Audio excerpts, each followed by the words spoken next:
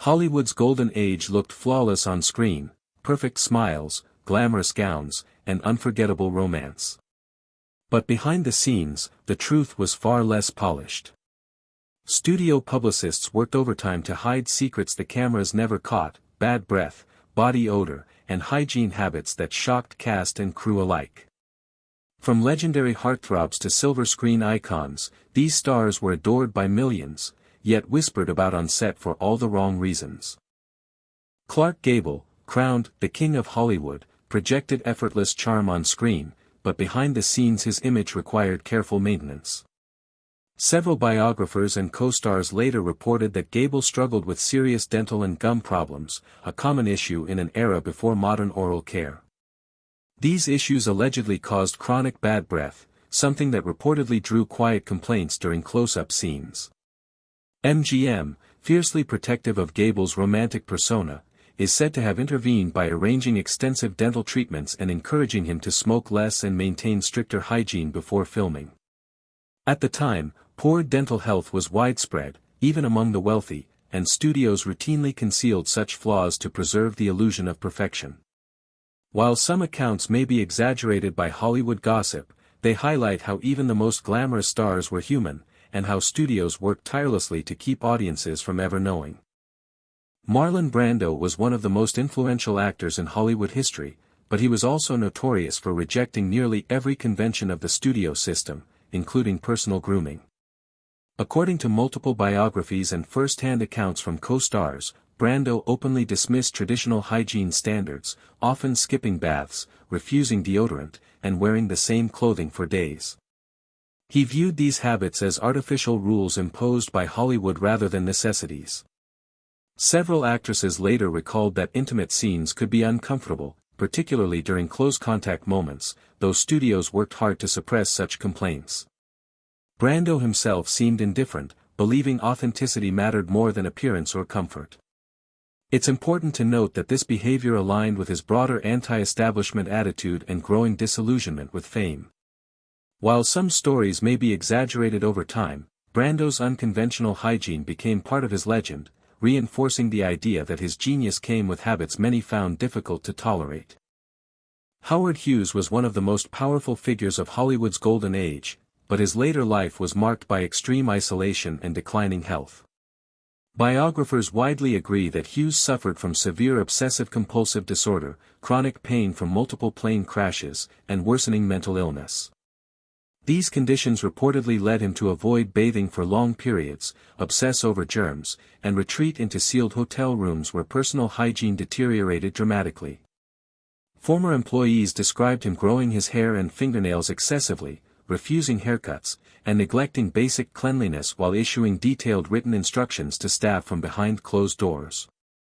Unlike studio-era gossip, these accounts are supported by extensive documentation and testimony. It's important to note that Hughes' hygiene issues were not rooted in carelessness or rebellion, but in serious, untreated mental and physical illness.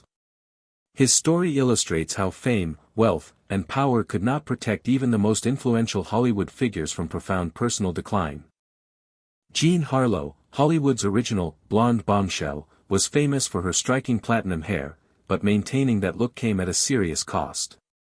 During the early 1930s, safe commercial hair dyes did not yet exist, and Harlow reportedly relied on a dangerous mixture of bleach, ammonia, peroxide, and harsh soap to maintain her signature color. This routine severely damaged her hair and scalp, often causing irritation, burns, and hair breakage. According to stylists and biographers, the strong chemical treatments left a lingering, sharp odor, which some coworkers noticed on set. This wasn't a matter of poor personal hygiene, but rather the extreme beauty standards imposed by studios eager to capitalize on her image. MGM prioritized her appearance over her health, pushing her to maintain the look despite the physical toll. Harlow's story highlights how Golden Age glamour often masked dangerous practices behind the scenes, especially for women. Greta Garbo's mystique extended far beyond the screen, and her fiercely private nature often fueled rumors during Hollywood's golden age. Several biographies and memoirs from colleagues suggest that Garbo rejected many social conventions, including rigid grooming expectations enforced by studios. She reportedly preferred simplicity, wearing the same comfortable clothing repeatedly and avoiding excessive beauty routines. Some crew members later claimed she had a noticeable natural body odor on set, though these accounts are inconsistent and likely amplified by gossip surrounding her aloof personality. It's important to note that daily bathing and deodorant use were not universal practices at the time, and Garbo's habits may have been unremarkable by contemporary standards. Her refusal to conform was often interpreted as eccentricity rather than neglect. Ultimately, Garbo's reputation for poor hygiene may say more about Hollywood's discomfort with independent women than about any genuine personal failing. Charlie Chaplin was a perfectionist whose dedication to his craft often bordered on obsession.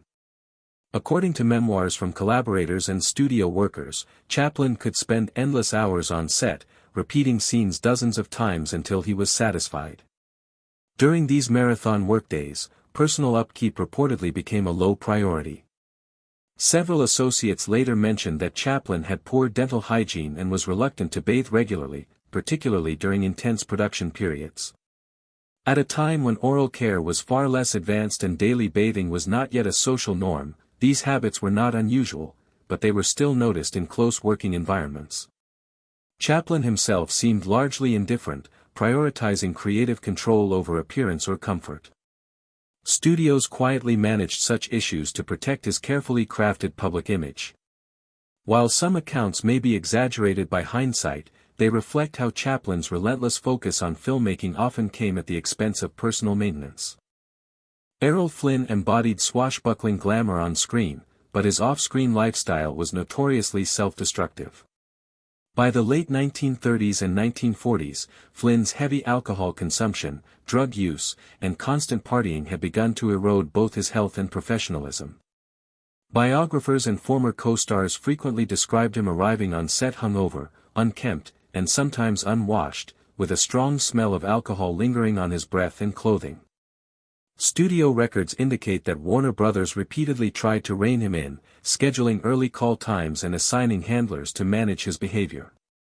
Flynn's physical decline was rapid. He aged dramatically and suffered from liver damage, heart problems, and chronic fatigue. In an era with limited understanding of addiction, these issues were often dismissed as bad habits rather than serious illness. While some stories may be exaggerated by Hollywood gossip, Flynn's deteriorating hygiene reflected a deeper personal collapse behind his once effortless charm. Marlene Dietrich, one of Hollywood's most glamorous and iconic stars, cultivated a carefully constructed public image, yet her personal habits were often unconventional. Biographers and on-set accounts suggest that Dietrich was obsessed with perfume, sometimes layering multiple fragrances to maintain a sense of allure.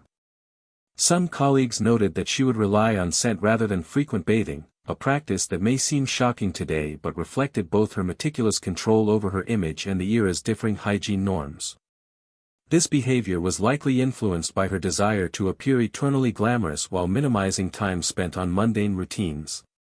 Dietrich's perfume became almost a signature, masking natural odors and reinforcing her mystique. While rumors about her hygiene circulated in Hollywood gossip columns, it is important to consider that such claims were often exaggerated to enhance the drama of her persona. Her approach underscores how glamour sometimes took precedence over practicality in the Golden Age.